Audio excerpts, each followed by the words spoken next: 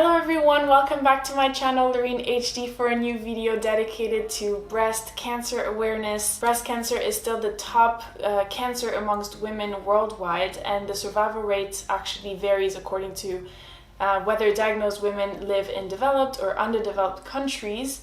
Yet the reality remains that aside from regions, the majority of cases are detected pretty late, and there is a lack of early detection programs. So today I am joined by Jessica, who is going to tell us a little bit about her story being diagnosed with breast cancer at 29, I believe. So that if it happens to you, you have a little bit of a leg up in terms of, what to know, what to do, and maybe even how to stay positive throughout the experience. So hello. Hello, thank you for the invitation. I'm Jessica, I'm from Berlin, and I was diagnosed with breast cancer in 2018. And my history is a little bit difficult because it was a struggle of many years to be diagnosed, and this is what I want to tell today. How did you realize that you had breast cancer? Started in a really early stage, like in 2015. I traveled to Canada for a semester abroad for 6 months, and just in the beginning I felt like a severe pain in my breast region, like it was always the left breast. Yeah, and I was like, okay, that's different. So sometimes when your hormones are different, then you have some pain or like the menstruation, like normal things. And I did not think a lot about it, but the whole years I have like the severe pain, and it was really painful, like really I don't know, like a knife, how you could imagine, like was really, it like a sharp pain? Yeah, it was really sharp. Go, or was it always there? Like no, it was like a sharp pain. It always comes and goes, and that's the reason why I was not really afraid about it. And then I went to my gynecologist in 2015, and I told him about, and she was like, yeah, the reason is sometimes there are all the hormones, and you have like really, in our family, big breasts, the tissue is really tight, and that could be a reason. And so I thought, okay, everything is fine. But nothing really changes. In 2016 I still have the pain. I was going to my gynecologist as well, and she was okay, just go to the sonography. And I just went there, and they saw nothing. So it's just the hormones, so nothing happens. You're too young, you don't have any history in family with breast cancer, so you are fine. And I was there once again, and like over 3 years. And then my breast turns a little bit red sometimes, and it was quite warm sometimes, like really like hot. And I was like, okay, that's weird, and I feel okay, something is different. And my boyfriend always do my like self-exam. Yeah, right. And because he's really sensible for this one, I cannot feel anything, but he's really good. And he told me, there's something, I don't know what, but just check it out. Then I was for the sonography once again in April, the last time in April 2018, and they just sent me away and told me, no, just do like it's called, in German it's called Quarkwickel, like a quark compression thing, like a compression with like cottage cheese something. And she said, just do it, it's getting better because of the hot flashes and stuff like this. And I was like, okay. And she just told me, just come back in 1 month later. And I was like, I don't know, I felt something was really wrong. And then I go to a specialist because I have like rheumatism since I'm really young, and an autoimmune disease. And I just told her that I could not sleep anymore on my left side because I have so much pain, and the pain is getting more and more worse. And she was like, okay, that's not good, let's check it out. And I told her, yeah, my boyfriend finds like a kind of lump. And she was like, okay, just check it out. I just control it. And she was like, okay, yeah, there is something, but I think it's okay, but go to like a breast center. That's a special thing here in Germany. They're just for breast stuff. Okay. And I just called them the same day, and they were super friendly. And they just come the next day, so we are safe. And I just came the next day, and she makes a sonography as well. And the weird thing was, my left breast was really in pain, but my right breast was getting bigger and bigger the last years. So this is normally a sign, could be a sign for breast cancer as well. So this was one a little is bit affected and the other one like it's getting a little bit grows. bigger. Yeah. Okay. And I was like, okay, that's a little bit weird. And I told her, and she did her job like 10 minutes, and she couldn't see anything. And I was like, oh God, why? So I was so frustrated at this moment. God. And she was, no, I can really not see anything. I'm so sorry. And I feel really sorry for you because you're so in pain. And I was like, yeah. And then she she wants to finish it. And then she goes up here. And then she was like, okay, there's something really, really big. And I was like, oh. Hallelujah. I mean, and I was like, okay, what are we gonna do? And she was like, yeah, we have to do a biopsy.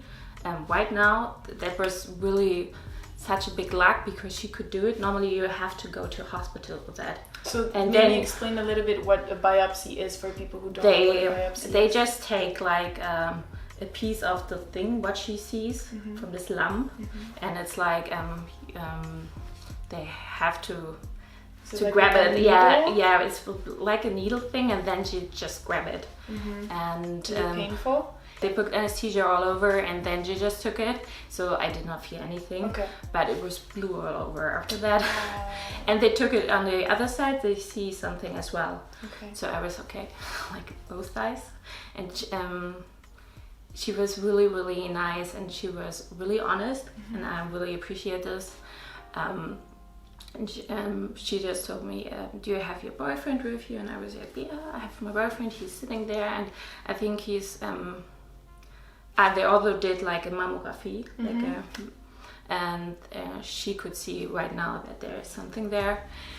And then she just told me, yeah, get your boyfriend, and we just sit both there, and she just told me, yeah, I found something, and it's not good. I see the sharp lines and the size of it, and I think it's not a good sign. So we have to wait until everything is there, like a couple days later. And then it was a Thursday, and then the results came on Monday. And but I have to say, I knew it before that there's something. Of course, there's something. Years. Yeah, and I have to say that I was really happy that someone could find something, because you feel so, you know that something is not wrong, not right, and something is wrong, and you just think, okay, I'm not able to, to understand my own body, because it was so much in my mind, and so I was really relieved that she found something. And then she called me on Monday, and my mother was there as well, and she told me, yeah, we found like a tumor. It's like a triple negative, so it's a really aggressive kind of, and many young women have that. So this is really, really aggressive, and we have to check if you have other tumors around your body. If this is the case, it's not a good thing, because that could make everything really, really worse. Of course. So, what but stage no, was it back then? Like it was. I think it was like 3.8 centimeters, so it was quite big. And then I think it was 2 or 3, because they could not find any other tumors. That was a good thing. Okay. So it was just in the breast, but I have to start chemo right after. So the only thing was, I just asked my doctor if I can go to vacation for 1 week, just to prepare myself and to be to just understand the situation in my mind, what's gonna happen in the next months and maybe years. And we just went to vacation for 1 week, and then the chemo starts right after that, in September until the end of December 2018. After that, I had like the surgery, so half of my breasts were removed. I forgot the right breast, there was a tumor as well, but a good one, so nothing happened there. And you didn't have to remove it? I have to remove it because now I have like a B size here, and here a D, and so we just, you know, make it just even. Yeah. Okay. And then after that, I have like the radiation for 28 days in a row. Okay. Do you feel that being diagnosed in your late 20s made it so that those doctors kind of like dismissed you very quickly and were just like, oh, you're young and, you know, it's not going to be anything? Do you feel like that your young age is essentially played a part in being dismissed by doctors? Yeah, that's true, because I was not the right person for the whole picture, because I was too young. I just turned 29, just 1 month after I was diagnosed. I was really fit. I did sports like 3 to 5 times a week. I eat healthy, and we don't have like a family history for breast cancer. So I don't know anyone who has like breast cancer in our family. So I was not the typical person for it. So I think this was the reason why they don't do enough. So the second reason is you don't have normally pain when you have cancer. So that was a big plus for me, because I felt something was really, really weird, and but normally you don't have pain. Yeah, so you were lucky that your body was telling you there's something wrong, but whenever you were trying to do something about it with doctors, they were telling you, no, it's like it must be something else. Did you ever bring up with doctors like, could it be breast cancer?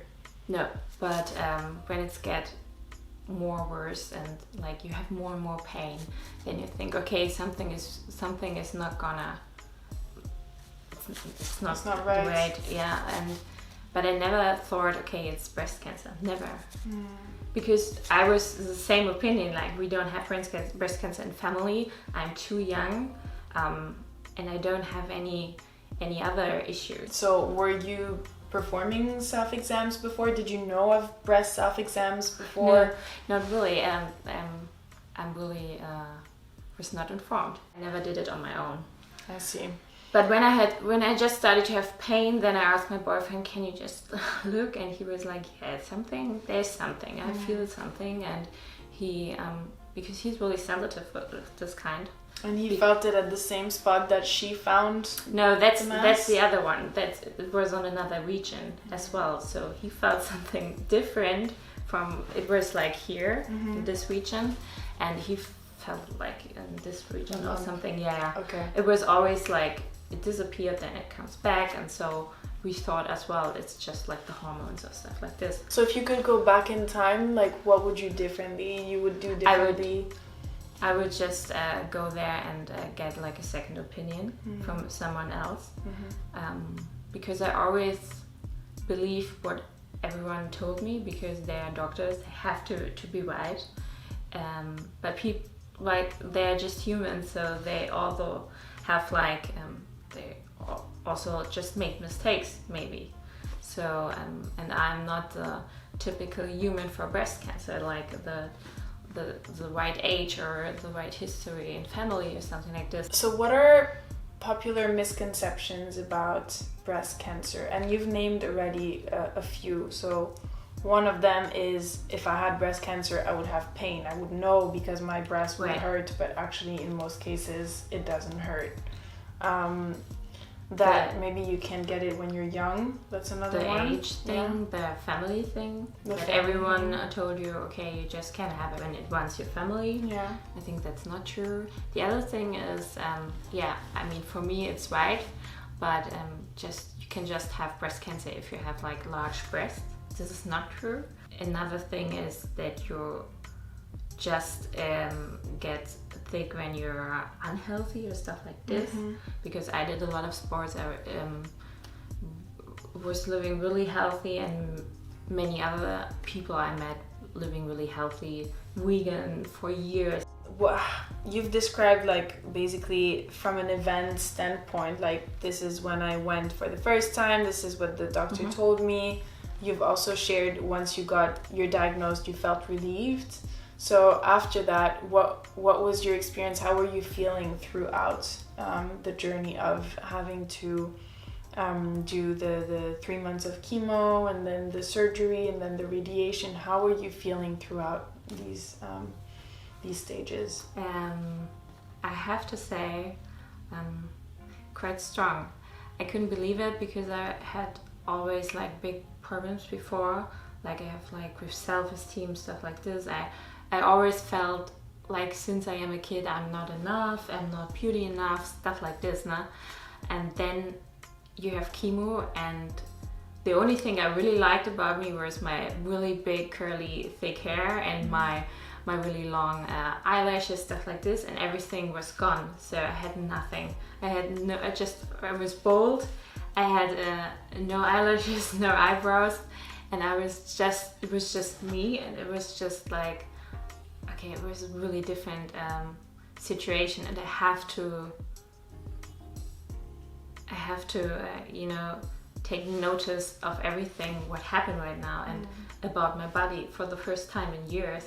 And I just was so impressed that my body was so strong, because I had this chemo, but I was fine after 3 days. So my boyfriend, after 3 days I had like fever and stuff like this, because you get the medication. I always get the medication on Tuesday, and then the first day we went out was on Friday, because my boyfriend told me, okay, now we go 10 minutes and then we go 20 minutes. And I just did my sports exercises 3 times a week still. This was really important for me to do like sport things and be active, and I just meet with people still. And my friends are really like, they don't treat me like I was really, really sick. So they know it, but they don't treat me all the time. This was really important for me. Okay. And I was really like energized through the whole experience, because I felt, okay, I'm so much stronger than I always thought. So this was really a good thing, and I really kept it until today. So I learned a lot about myself. And I really, as I told, I had some health issues many years before, and I just took the chance and go to a psychologist since December 2018, and this helps me a lot just to think about more, because I was not happy years before. I had like a really, really good life, everything, you know, I had a boyfriend, had a really good apartment, stuff like this. I had like really good bachelor, master degrees, semester abroad, everything was fine, but I was really never like happy. But this changed totally. So today I'm fine today. Yeah, so this was almost like the Kickstarter of a bigger like care for yourself. Yeah. So you realized that your body was a lot stronger than what you thought. Yeah, right. And that maybe body and mind go hand in hand. So if you are taking care of your body, you also have to take care of your mind. Yeah. It was like a really tough time, but it was like I learned so much in this time, so it was not just negative for me. So it was really, in some case, it just helped me really to be the person who I am today, because I'm much happier and much like, I'm calmer and stuff like this, you know. Yes. When we chatted earlier, you were telling me that very often this is an experience that we think about for the person who is diagnosed, but actually the people who are supporting the person who is diagnosed are often left a little bit like alone, or not necessarily supported. So how was that for, you know, you mentioned your boyfriend, your parents, maybe your friends. How did they live your diagnosis? For my boyfriend, I think for him it was like the toughest time. It was really hard for him because he was really alone and he don't know anyone before with cancer, and I was like 28 and we are together since 13 years, so it was a long time. And everything was changed, and sometimes it was just in the morning he just sit next to me and he was like, do you know, I'm so happy because you're still here. And sometimes I was like, yeah, okay. And for my mother and brother and sister and all, my father as well, so they had some problems to talk about it. My mother not And my sister, she's a doctor, so she's quite fine with it. But my brother and my father, they had really big issues with it. They talk with their friends, but not with me about it, because I think it's just too painful. Yeah. So my brother is really sensitive in one way, and it was just too much for him, because I'm his little sister, so I'm 7 years younger than him, and 10 years than my sister, and it was hard for them because I'm the little one, and for my mother and father as well. There was one situation I just wake up like right after the fourth chemo or something like this. Then I just wake up in the middle of the night, and I just go to the toilet and just came back, and there was like a mirror, and I still was a little bit sleepy and stuff like this, and I just turned around the mirror and I just saw me like really pale, like really gray under like eye bags, and no hair, nothing, and I was like so I was really good. I was really shocked in this moment, and I really cried like for 30 minutes right in a way, but then I just thought, yeah, it's just right now you look sick, and it's gonna be okay, because you are just sick. Like, it is the situation right now. It is not Right. going to be like this forever. I'm going to come out of this. And Sure. so now you were also telling me that you started an app. Right. So can you tell us about this app? I was missing when I was diagnosed. I was just really lost, and I didn't know anything about breast cancer, and all the things I just found were for people like 50 or 60 plus, and it was really like old stuff, and I was like, okay, what's gonna happen? And I just looked up for an app, but I could not find just something for breast cancer, and this was the reason I thought, okay, why there's no app like about the topic breast cancer, and for women and men as well, because men can have breast cancer as well, and it's not so uncommon. Just to recap, so there's going to be information just to get educated about what breast cancer is. Yeah. There's going to be motivational content for Right. the person who's diagnosed, but also the also people for the relatives. supporting. Yeah. And then there's going to be some kind of automated like messaging tool that will allow friends and people who support you to know when your big appointments are, and just like to schedule those, so you don't have to yourself keep in touch with like, oh, I have to let this person and that person know, and it can just be done in a more seamless way. And we want to build in something that you can track your daily how do you feel daily? So do you feel nauseous, or do you feel like not good? And then you can track it, because this is good, because the doctor always asks you. Like, I was there 2 times a week, and he asked me, how was your Wednesday? And I was like, I don't know. I forgot. Yes, of course. Yes, I just forgot. And he said, just write it down. And I just write it down, but I forgot to write it down as well. So this was really problematic, and this is the good thing as well. So the doctor can see, okay, what happens after the chemo, what like medication is best for the next time maybe. So we really want to get the doctors in as well, so they can really have some benefit from the app as well. If someone was just diagnosed with breast cancer and they didn't know, anything about it, what would be maybe your piece of advice to them to go through this experience? Keep asking your doctor when you feel something is wrong. Just tell him everything, because you don't have to be shy. So because it's important when you feel something is wrong, even if it's just like a little bit of something. Just told him. I just asked for a psychologist, because no one offers me this, because there's just special psychologists just for cancer. Also asked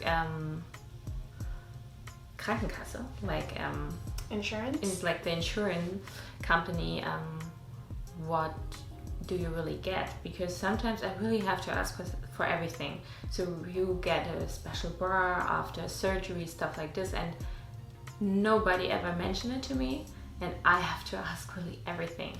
It's really hard, but the only thing you have to think all the time is the aim that you're getting healthy as you're getting through it. So this concludes our video. Thank you so much for sharing so Sure. much about your experience with me and with us. And so if people have questions, where can they find you? We need some people who wants to take like a survey for us, because we want to do the best for the app and we want to put in the best content, so that would be really, really nice. And you can find me on Instagram. It's called Lieke Berlin. And you can write it down. I'll write it. And you can write me a message as well at my email address. Thank you for watching. If you have, comments, questions, if you've been through it yourself, if you have supported someone who's been through it, leave comments in the comment section below. And I'll see you next time. Thanks for watching. Thank you so much. Bye. Bye.